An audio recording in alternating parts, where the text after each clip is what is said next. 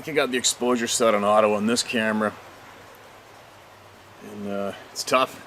I prefer overcast days to filming. Brings out all the colors, you see everything. Sun, bright sun sucks. But anyway, you don't need to see me anyway. Who cares about me? Now, what are we gonna do here? Get some shares out. Bit of a cluster this morning. I tried loading the missing ending of that video 6 times. Simple procedure. I just about had a nervous breakdown. I was actually honestly thinking somebody was messing with my shit externally. But anyway. What I'm going to share with you today, I'm going to share a bunch. I'm going to share a tidbit from the scientists. I'll share that what I can from the conversation. We're going to start sharing some knowledge from them, and more people are going to be heard. And then I might, maybe, I've got a couple trail cameras around the river, and I brought 2 SD cards with me, so I just might go, we'll see what kind of time I've got after this, I just might go for a dip and swim over and swap the SD cards out so the cameras will stay and not skip a beat, and we'll see what I've caught on them so far. We'll see if there's been a bear around or anything. Remember last year, it was basically a guarantee, once I started filming, you guys would see a bear coming out behind me, right? How many times did that happen? But anyway, let's get into it, alright? Now, this comes from a very knowledgeable man who has emailed us in the past. Now, I'm not sure if I can share your name, I'm pretty sure I can. I'll read it first, we'll see what happens.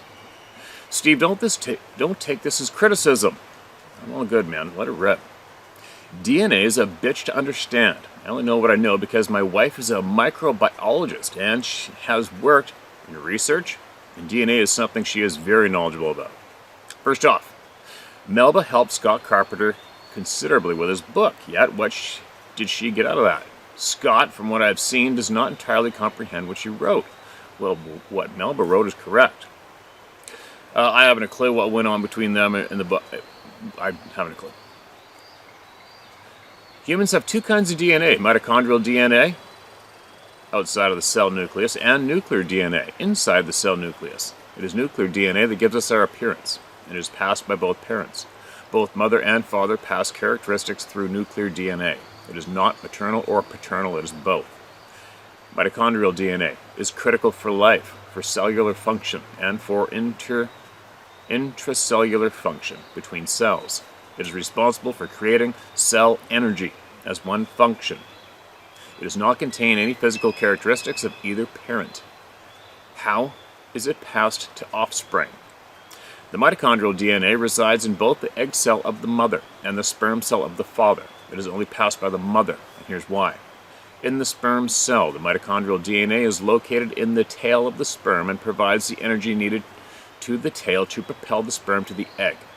Once the egg is reached, in order to enter the egg cell, the tail is shed, and so is the father's contributing mitochondrial DNA.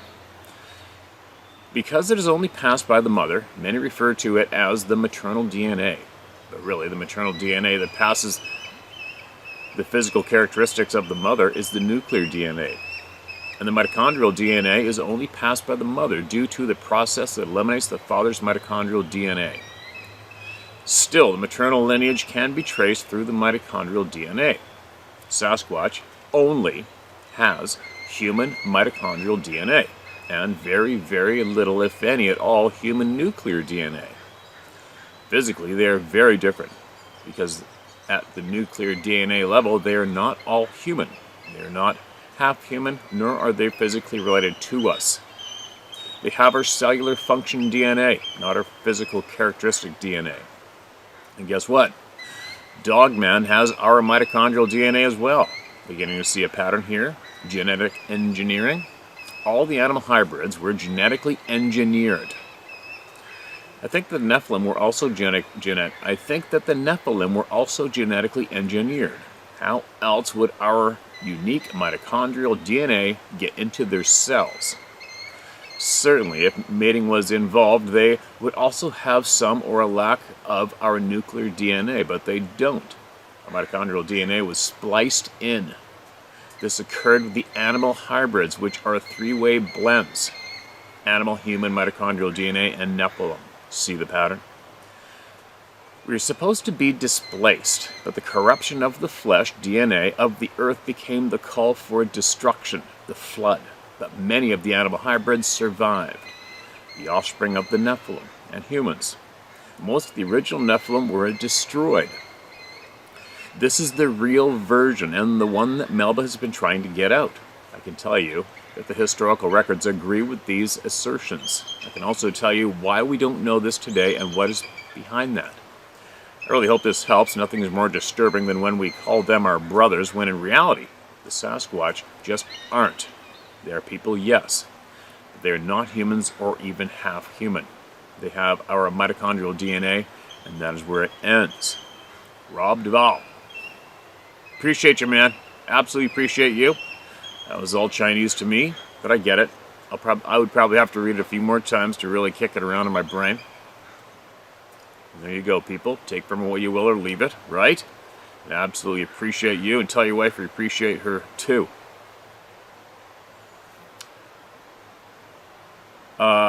This is going to be a good time to read this next, after reading that, alright? This is from our friends overseas, our scientist group. Now, I'm going to take he's passed on to me emails, clips from their conversations, and emailed to me, alright? So I'm going to try to make sense of this. Just be patient. I sent him a text asking him what a modern human could have looked like, and he simply sent this with a comment. It's a Stone Age woman characterization. One thing I do know, this has a very strong resemblance to the thing I saw. In so many ways, other than mine, was hairier. This picture depicts a female. Right there. Sent him there.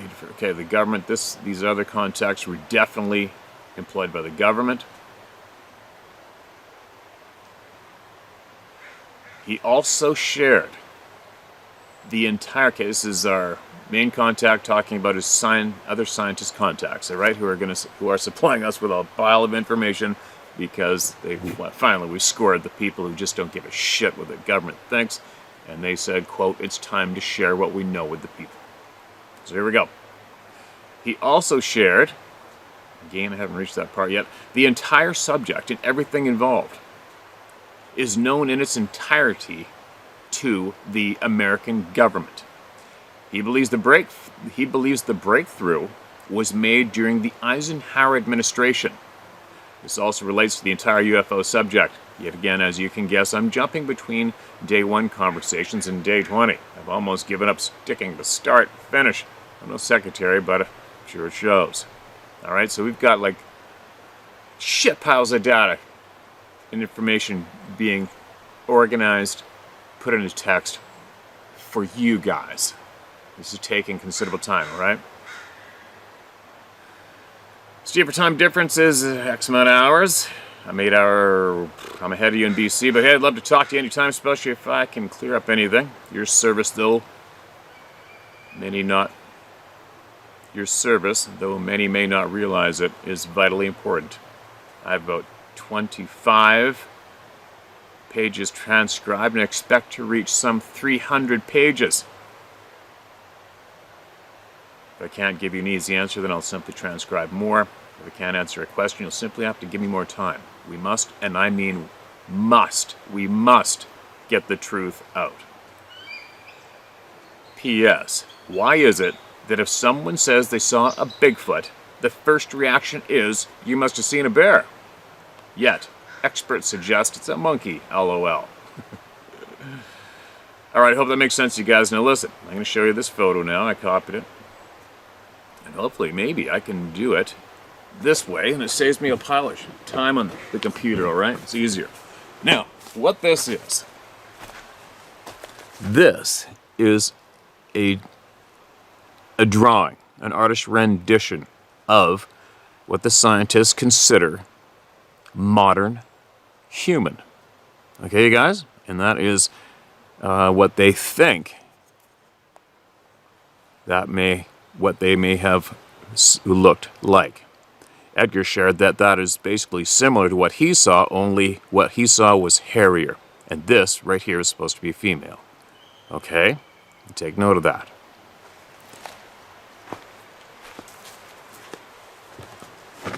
So, what they have figured out is that back in the day, the modern human female's DNA was engineered, crossed with an animal. All right? And they are not arguing at all about whether or not it was animal DNA that was crossed with the modern human. Okay? Now, they also know what the species of animal is. And that species of animal is extinct. And what they're only arguing about right now is which one. Okay? That's what they have found. That's what they have figured out, beyond all question of a doubt, is that the modern human female's DNA was engineered, intentionally tampered with animal DNA. And the animal DNA that makes up today's Sasquatch, the animal side comes from an extinct predator animal. All right, now they're only trying to figure out which one. So there you go. There's a little tidbit dumped on you all to chew on for a little bit. Okay, a little tidbit as we gently step up the ladder of knowledge with the scientists and what they're dumping on us. So there you go. So what they figure is, when did the U.S. government become aware of and possibly involved with these topics, the Sasquatch topic and more? It was during, quote, the Eisenhower days. Okay, you sleuths, all you sleuths out there that are digging and digging and digging, there you go. There's probably something in there for you to go look for and concentrate on. And all you other people are just sitting here, staring, and not doing anything for yourself behind the scenes, well, hang out a little longer, there's going to be more coming, but I strongly suggest to everybody, do your own due diligence, do your own digging. Don't be scared of anyone, and look for honest, true knowledge and share it openly, all right? Don't be scared of anyone. Okay? So there you go. Take from all that what you will or leave it. It has been shared to you today, and there's a lot more coming to be shared. There's a lot to wrap our melons around, right? I think if we were to get it all in one great big massive dump, we'd probably all freak out, hit the floor and do the worm for a couple of days and not know what to do with ourselves. Now, getting on to voices. Forget, you guys have to look into shit. Dig, do work, get off your asses and work, work, work. Dig for the truth with me and with everybody else. Work as a team. Don't just sit there and gaze at me, alright? Dig. And there is more coming. Here's a screenshot of a comment somewhere. Sent to me, emailed to me from one of my friends. Sir, I have two 10-year-old twin boys that watch your show every time it's posted. They think you're the second greatest person to ever live. I asked them if they could pick one character trait of yours to adopt as their own. What would that be? Answer, to be able to stand up for what's right every time without being an ass about it. Just be blunt and unwavering. Thank you. As a single mom, I worry about good role models in their lives. Their names are Xander and Aiden Tyus. T-Y-U-S. Always remember those names, because for forever you have made a difference in their lives, and thank you. Donna Battistoni. Sorry, I can barely read out that name. Donna, thanks for the compliment. To you young men, sorry if my language gets a little dark. Okay? Apologize to you guys. I'll admit it, I'm not ever thinking about children watching this channel. Now, I understand there's a bunch of kids out there, and in a way I'm glad they're hearing raw truth, right? So I'm shouting out to you boys, be good. Always be good, protect your mom, and protect those who can't protect themselves above all through life. Alright, you guys, and never be scared of anyone or anything, and speak the truth no matter how crazy it is. It sounded like a woman screaming, this next one. Steve, my name is Dan McMichael, and you may use my name. I'm 69 years old and do not care who hears my stories. I remember reading the Argosy article about Bigfoot back in the 1960s growing up. I grew up in North Georgia area outside a major city with no childhood encounters other than hearing stories about Bigfoot clear across the U.S. and Washington State. I've been an active listener to your channel for over a year now. After hearing countless stories, it has brought back experiences/memories from my past, which I cannot explain. Back in the mid-70s, working as a park ranger, I was surprised one evening while making rounds through an unoccupied camping area. I'd finished checking and was driving out. Stopped to lock the gate, walked to the rear of the truck with only my taillights glowing to close the gate. I left my mag light, flashlight in cab. That's when the loudest scream I've ever heard came from the tree covered to my right rear. I remember it sounded like a woman screaming. It made all the hairs stand up on my neck, and I had a real creepy feeling all over. It was all I could do to get finished locking the gate and back in the cab. I grabbed my flashlight and shone the area, but saw nothing. Kind of strange. I just passed through this gate about 10 to 15 prior, checking out this area. It's like whatever it was waiting on me to drive out before making his presence known. I never mentioned this to other co-workers for fear of being made fun of. I had several of them that would have never let me live it down. I remember telling my wife, but kept this story in for many years, never relating it to something other than an owl or a bobcat. It never made sense how it could be either one with me driving in and out of an area and then waiting on me to exit the truck and be outside walking behind the truck in the dark, locking the gate when it screamed. Many years later, in '96, while on a camping/fishing trip with a close friend in the mountains surrounding Lake Chelan in Washington State, we walked up on another sign we could not explain. After bushwhacking up a side of one of the vertical cliff areas, attempting to locate a small fishing lake, we discovered on our topo map we came across a pile of scat which neither of us could explain. Only having a 35mm camera, I thought to take a photo of it with my medic scissors as a gauge. I have vivid memories of us both discussing not wanting to see what had left this pile because of the diameter of the feces. I remember recounting the description later as the size/diameter of a baseball bat. Only being a photo in my 35mm camera, I could not show it to any locals we encountered other than just asking if there were any grizzlies in the area. And were told they had not been around for decades at that time in '96. We never really discussed any more through the years, but after recent stories you've told, I dug back through my old photos and found the photo I had taken. I've included it in this email, so maybe you could confirm if it's from a grizzly or what animal being it may have come from. Steve, thanks for what you're doing by giving us all an outlet to get answers on not just this topic, but the ongoing pandemic lunacy that we're all experiencing. I still enjoy hiking and hunting when I can, and haven't let my past experiences keep me from exploring and enjoying the woods. Stand strong, my friend. We have your back. Sincerely, Dan McMichael. Okay, man, that's, just me looking at a photo. I wasn't there. I'm gonna blow this up. Scissors, yes, it's just your classic bear turds. You got the seeds in there. Actually, to be honest, the diameter isn't overly huge. I've seen a lot bigger than that from bears. Way bigger.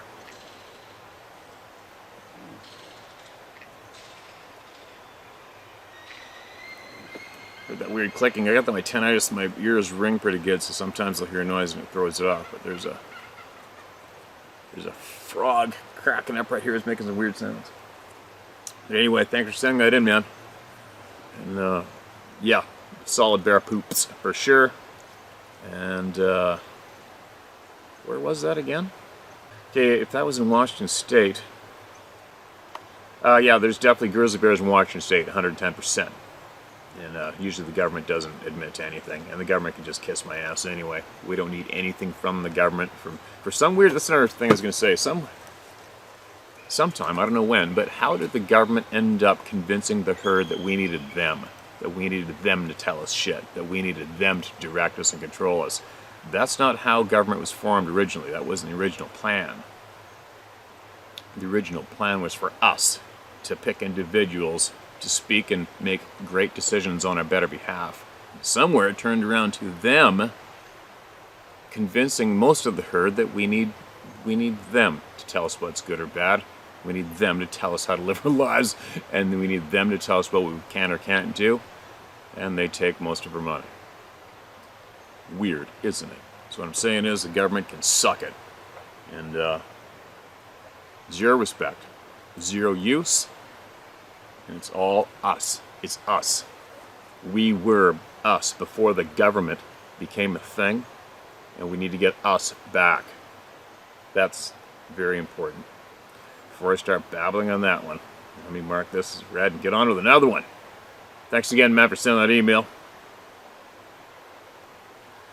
This next one's titled Sasquatch Story.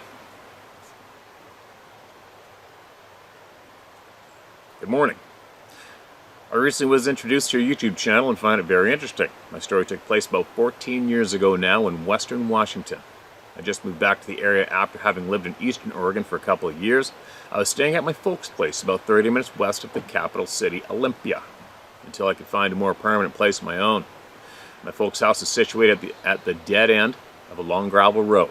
The only neighbors we had at the time were to the east and south of us. Everything west and north was rough timber land for tens of miles. One night, early October, I decided I would sleep outside on the trampoline. We would play for hours on as kids. Shortly after falling asleep, I was awakened by a loud scream or howl. I'd estimate 50 to 70 yards from me in the timber. I sat up and just listened. I could hear the thing moving loudly through the thick underbrush, and it soon began knocking on trees with other large chunks of wood. I sat petrified, unable to see anything, but continued listening. The thing let off more screams, and then way off in the distance, maybe half a mile away, I heard an identical scream. I guess they were communicating to each other. Growing up, I was in the woods constantly, and even my work prior to that was all in the woods. I had never heard anything like this before in my life. I've seen cougar, bear, elk, etc. I cannot think of any animal that makes the same call I heard that night. I was talking with my mom the following morning, and she said she had heard the scream before, and I too later that year heard it again, but from inside the house. The whole event took maybe 5 to 10 minutes, but it is a memory I look back on, and I wonder if it was Sasquatch. I can share the story in its entirety. Thanks, Kevin. Okay, man, you know what I'm going to say, Kevin. You went out of your way to email us. You know what it was, right? You know what it was. I'm having troubles concentrating. I don't know why. Handful of encounters. Hey there, Steve. Hope all is well with you and your family and furry kids as well.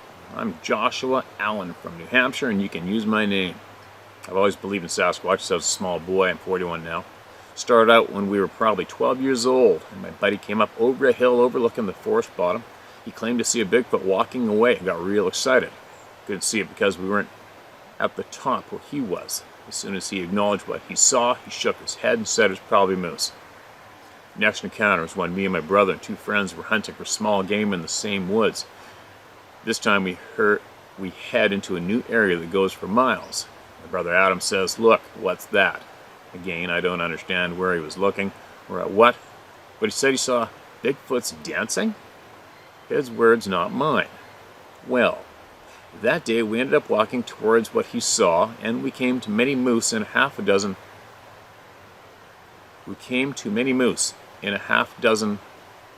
pond drinking, etc. I guess we just assumed my brother saw a moose and just thought Bigfoot, but knowing what I know now, I'm not so sure.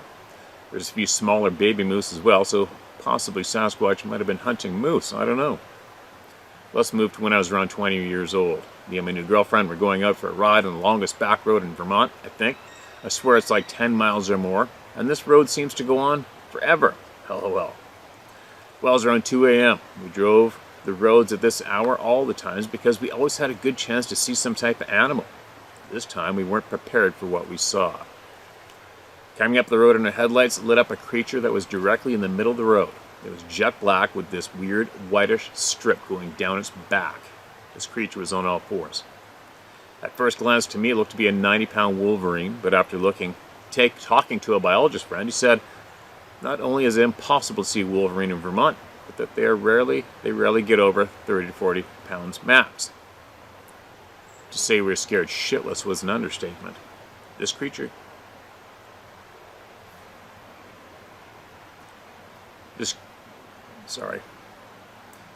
kept walking very slow, creeping circles, keeping its eyes on us the whole time. It was so dark, even with the headlights, I couldn't tell what I was looking at, but I know it could get inside the car if it wanted to. This must have circled in front of the car for 3 straight minutes, almost daring us to come out. We were shaking. We couldn't believe this thing. We tried flashlights, a beeping horn, and nothing had any effect on this thing. Its forearms were thick and massive and turned inward, almost like when you see a cartoon of a bulldog. Hard to explain, but so strange. Those classic forearms of a bear, too.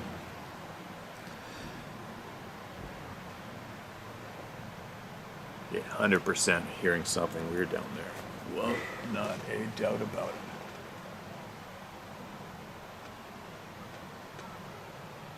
Alright, hearing voices up on the road. I keep getting a very weird feeling like we need to leave. Something told me this thing could probably rip the door off the car if it wanted to. Eventually it walked slowly down the bank, taking its time. I swear it walked like King Kong, even on all fours. We got home and I googled wolverines, and that was the closest thing I could find to what we saw. Maybe a month ago, someone in Florida reported seeing a Bigfoot or dogman with this same white stripe down his back. I also heard a few reports of seeing very similar things to what I saw. I'm starting to think it was a small juvenile dogman, maybe. It's funny, I remember asking the biologist what would be in Vermont between a wolverine or a werewolf. It actually surprised me when he said you would actually see a werewolf before seeing a wolverine in Vermont. LOL. I'm gonna continue this in a few minutes. Okay, across the river. A couple kids came down, a couple adults. I gotta walk down about, I don't know, 300 yards to get down from a lock gate. So I guess my spidey senses were on point today anyway. So where did I leave off? I gotta get this shared, and then I'm gonna try to get these SD cards chained. And if the battery's loose in that camera from when the goats knocked it over and broke it the first day I had it.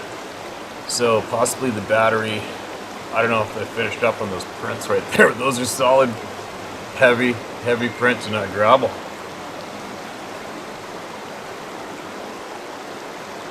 Interesting, but not really interesting in a way, because you guys have heard the voices and recorded out of this side of the river, out of this timber, and you've seen the things being thrown at me during the fall, winter. Now, we'll start this again. To say we were scared shitless was an understatement. This creature kept walking very slow, creeping circles, keeping its eyes on us the whole time. It was so dark, even with the headlights, I couldn't tell what I was looking at, but I know it could get inside the car if it wanted to. That's a creepy realization for anyone.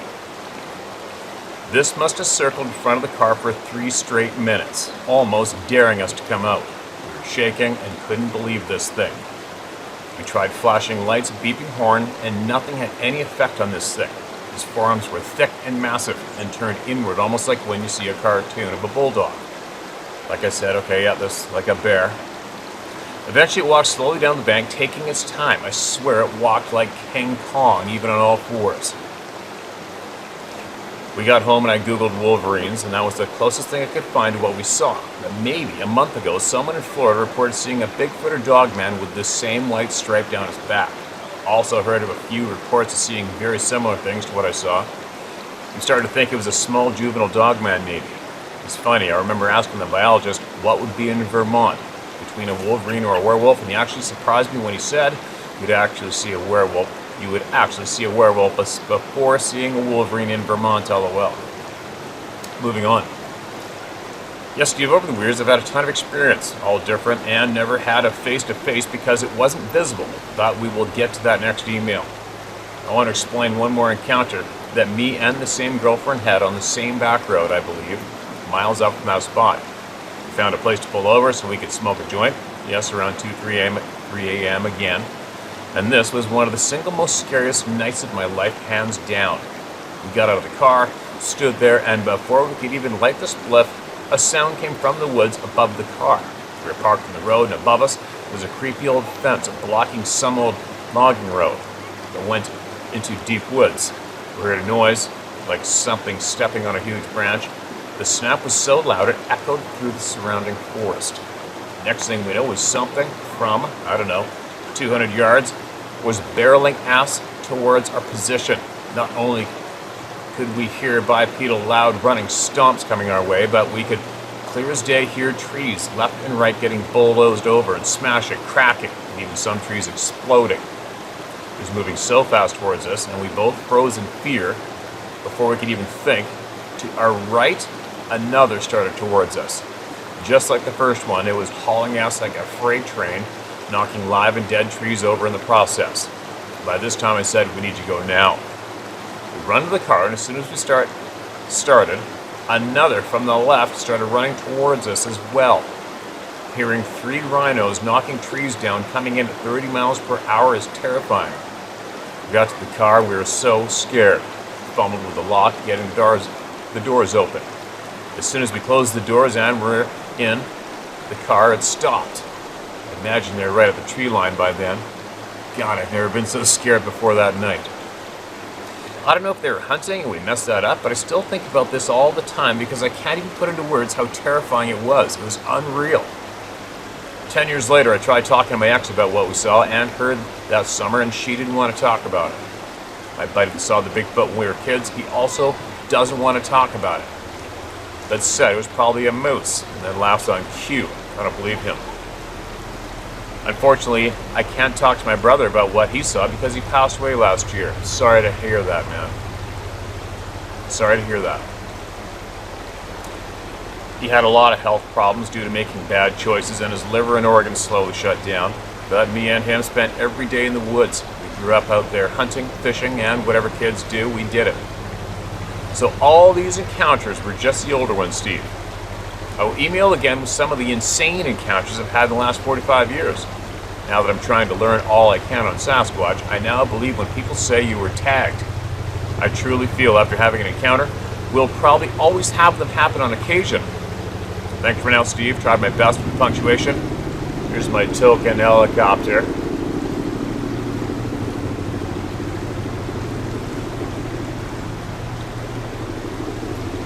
Love what you're doing and the platform you created. Been watching since before your How to Hunt Hunting channel and now your Sasquatch Story channel. Every day I sit down and watch and listen and slowly putting the pieces together from hearing everyone's stories. Thanks again for what you do. Stay safe out there, man. Joshua from New Hampshire. Appreciate you, man. Absolutely appreciate you.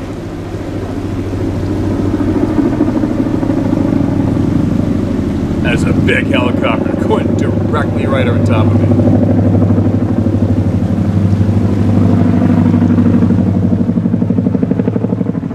Like it looks like a double rotor apartment sitting on its side from here. Right square over top.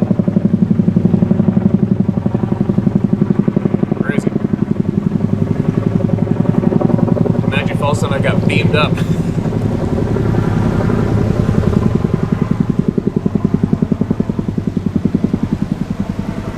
I don't know how long I've been doing this, but we've got to get out. I just got a text that my custom air filter and oil is in. I got to do a change in my truck today, as well as numerous other shit. Here's a short one. What's this? Mark, this is red. Hi, Steve. The runner's story with the deer remind me of my first maybe meeting with the Sabe. I was wondering if Sabe can sort of rendered us unaware of the surroundings by putting a movie that we think we are living in our head. My story is one I think I was kidnapped for a short while, in my head, or maybe for real. I was reeling in a monstrous pike at 20 pounds plus. I was 6 and I was yelling to my dad only 30 feet away to come help me, and even be able to see me from where he was. My family were loading the van. The odd thing is, all this time, my family were trying to find me. They couldn't find me. Like I said, I was screaming for my dad all that time, and they were screaming too. They never heard each other. I always couldn't understand that moment unless I wasn't at that place anymore. That would explain it. So, I really wonder if I wasn't taken for a while. My mother around that time was trying to make my dad understand that once she saw, while in the cabin, a big face looking in the door window. My father never believed her. He said it was a bear. My mom kept saying, no, it wasn't a bear. But I guess he did believe her when after a while, I think it was a year after, he saw an undressed furry man while berry picking. I did send that story when I stumbled on your account. Again, sorry for the writing. English is not my first language. Have a nice one. All right, man. Appreciate that. I don't know if your parents are still alive. If they are, maybe possibly send them this video, all right? And let them have a go at it and then see if maybe we want to share more detail what they saw. And for every single other person whose story I read here, if you have people who are involved with your encounter, they don't want to talk about it, like I think we just had an email before, ex-girlfriend and friend didn't want to talk about it, send them this video. And maybe they will possibly explore it a little more courage to share it, right? Anyway, in case you missed in the beginning, don't forget what the scientists have come up with and proven is these Sasquatch beings are original modern human female mixed intentionally mixed with an animal, and that animal is a very large predator. It's extinct. They're just trying to figure out which one. Okay? Which subspecies was it originally used to tamper with the DNA intentionally 15,000 years ago? What an interesting puzzle this is becoming, right? A lot of people have already figured out this puzzle to a point, and a lot of people haven't, and a lot of people don't want to acknowledge. They just don't. It's far easier to be obsessed with getting footprints or a thermal video or an audio recording, or it's far more easier to collect a paycheck and keep telling the herd that it's just an unacknowledged monkey or gorilla. That's all it is. They nest, and they migrate, and they rut. Anyway, I will be back with more. I'm not going to stop, and I cannot wait for our trusted friends to compile all their information in one great big chunk of easily delivered goods for all of you. What a generous thing and brave thing these individuals are doing, right? But anyway, I'm going to go see if I can't get an SD card out of the camera, just switch it out, and I will show you what is on the cameras here. I don't have a clue yet. This is the first time I checked it. And we'll see what kind of life there has been, because there's no sign. No droppings. It's really weird, and if there is nothing on these cameras, something is not normal at all. We'll see what comes. I'll be back shortly.